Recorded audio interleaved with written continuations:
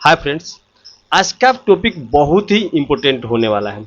आज के टॉपिक में हम समझने वाले हैं कि मूविंग एवरेज अपने चार्ट पे क्यों अप्लाई करना चाहिए या ईएमए अपने चार्ट पे क्यों अप्लाई करना चाहिए। जैसे आप देख सकते हैं, मार्केट ओपन होता है 9:15 पे यहाँ पे और अपना ईएमए नीचे चालू होता हुआ दिखाई दे रहा है। तो यहाँ पे पहला सवाल आता है कि क्या मार्केट अगर ऊपर के साइड में ब्रेक करे तो हमें यहाँ पे ट्रेड बनाना चाहिए। तो अगर आप मूविंग एवरेज अपने चार्ट पे अप्लाई करते हैं तो यहाँ पे आपका आंसर होगा नहीं। क्यों? क्योंकि हर एक प्राइस का एक एवरेज प्राइस होता है।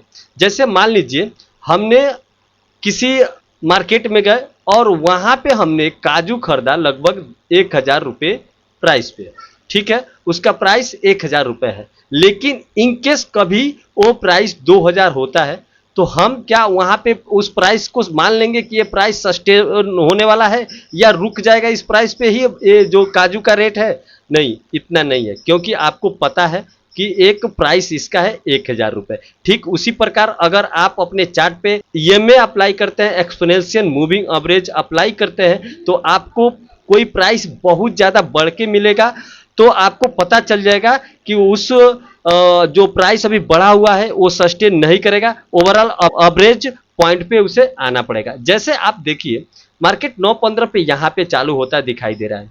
हमने यहाँ पे दो ईएमए लगा के रखे हुए हैं।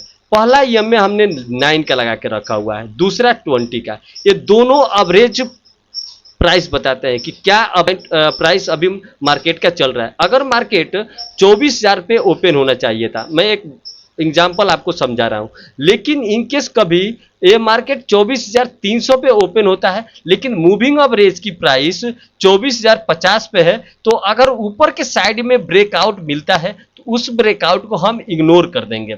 मतलब ओवरऑल ये वीडियो ब्रेकआउट और ब्रेकडाउन पे ही है, लेकिन मूविंग एवरेज से कैसे आप उसे समझ सकते हैं कि जो ब्रेकआउट या ब्रेकडाउन मिल रहा है वो फेक नहीं मिल रहा है, जो ब्रेकडाउन मिल रहा है वो ओरिजिनल मिल रहा है। यही समझाने के लिए हम इस वीडियो में कोशिश कर रहे हैं, जिससे आपको पता चल सके कि कोई भी ट्रेड लेने में आपको क्या पॉइंट देखना चाहिए।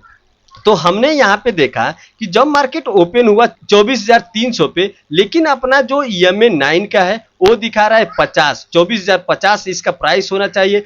20 का दिखा रहा है कि 24,000 होना चाहिए। तो हम यहाँ पे अगर ऊपर के साइड में ब्रेकआउट होता है तो उस ब्रेकआउट को हम नहीं ट्रेड करेंगे। अगर नीचे के साइड में ब्रेकआउट होता है, मतलब 24,000 के आसपास नीचे आकर सस्टेन करके नीचे ब्रेकडाउन करता है, तो हम यहाँ पे वो ट्रेड अटेंड कर सकते हैं। ऊपर के साइड में करेगा तो हम अटेंड नहीं करेंगे, क्योंकि आपको रीजन पता है कि किसी भी प्राइस का एक एवरेज प्राइस होता है। अगर किसी दिन अचानक उस ओवर वैल्यूएट मिलता है तो उसे हमें इग्नोर करना चाहिए।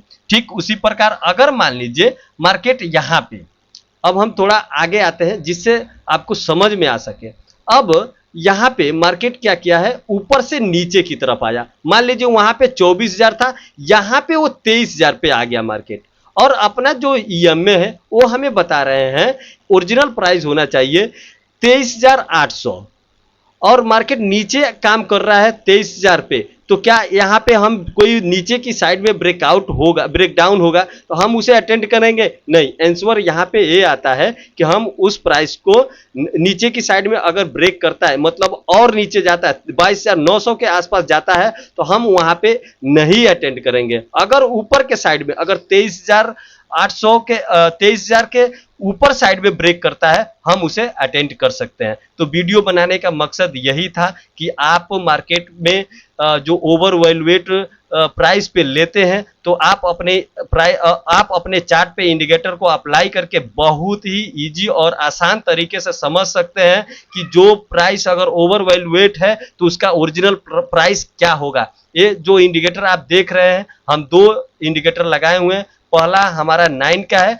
और दूसरा 20 का है, और ये दोनों मूविंग एवरेज नहीं है, ये एक्चुअली ईएमए है, मतलब एक्सपोनेंशियल मूविंग एवरेज। ये फास्ट आपको इंडिकेट करते हैं कि एवरेज पॉइंट क्या होगा। आशा करता हूं ये वीडियो आपको समझ में आया होगा।